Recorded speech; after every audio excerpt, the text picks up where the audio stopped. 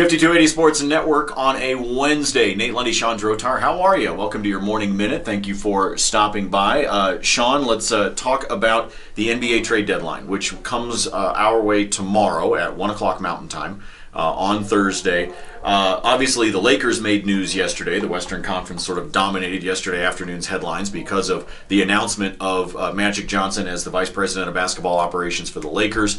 Jeannie Buss, who in the course of 2 months has dumped her boyfriend, that would be Phil Jackson, has fired her brother, and has fired Mitch Kupchak, who was with the Lakers for 35 years.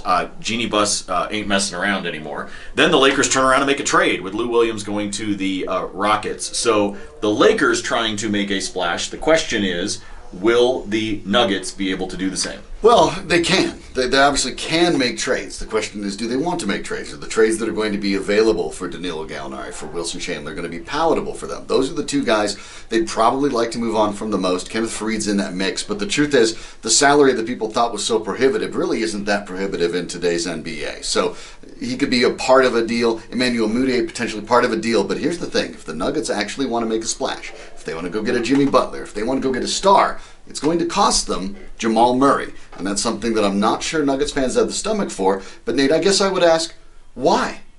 Free agents don't sign here in Denver. If you can get one that's under contract long term, and you don't know exactly, Jamal Murray looks promising. Do you know he's going to be as good as Jimmy Butler? Of course you don't. Why would you not make that trade? Because most Nuggets fans, and I see our cameraman right there, Ryan Green, shaking his head like, no, don't do it. Why?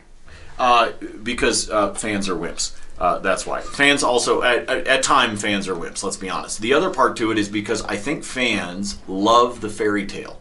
They love the idea of the draft pick that they steal that turns into the superstar that they can say is their homegrown talent, as opposed to taking someone else's homegrown talent.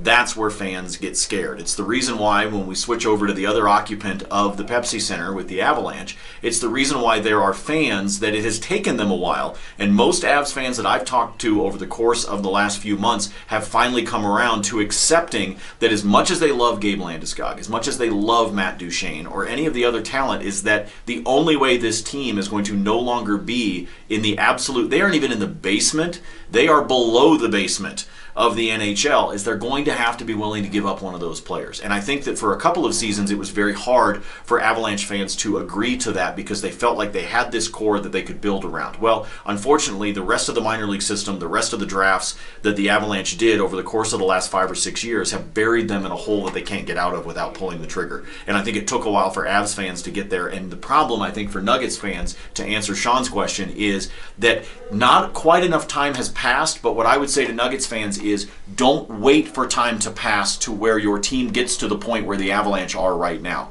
Be willing to part with somebody that maybe you do really like, and it doesn't mean Jamal Murray is not going to have a great career, and he might wind up having it in Chicago, and you'll look back and wonder what was. The difference is you'll be able to look at what is with the Nuggets team and recognize that the right decision was made by Tim Connelly and the overall organization. So don't be afraid of some of these, and if you need proof, you need look no further than the Avalanche to recognize that you can have all the young talent in the world, but sometimes it doesn't click. If you have an opportunity with a guy like Jimmy Butler, you have to make it click. Do I believe that the Jimmy Butler deal is going to happen? I'll be honest with you. No, I don't.